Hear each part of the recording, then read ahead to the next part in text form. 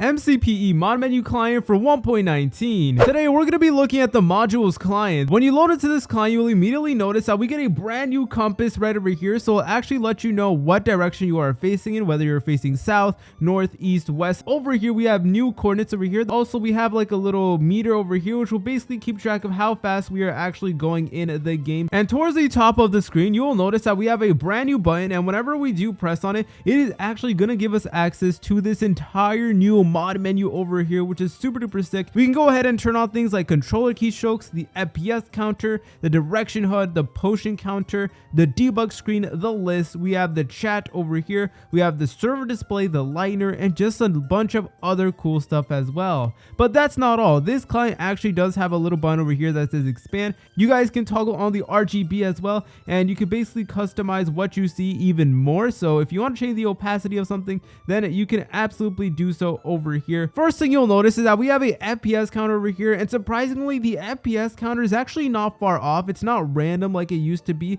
It actually is pretty close to my actual FPS, which you can see over here from the actual beta. You'll also notice that we have this entire new menu over here. It will tell you what name you have, what game mode you're in, your input, your OS, your world type, and also it's going to give you a compass and a recovery compass and a built-in clock as well. Also we have a potion counter over here, which will basically keep track of how many potions you have, and also the item in your hand is going to display right over here, and also it is going to let you know what IP the server you are on right now. So at the moment we're not really on a server, so it's not going to show up anything. I'm going to be using this controller now. All right boys, I got my GameSir controller right over here, and you will notice that we actually do have the keystrokes over here that look super duper sick, and obviously they are made to be in RGB, so it's literally going to actually correspond with all of our movements on our controller. See you later, French fries.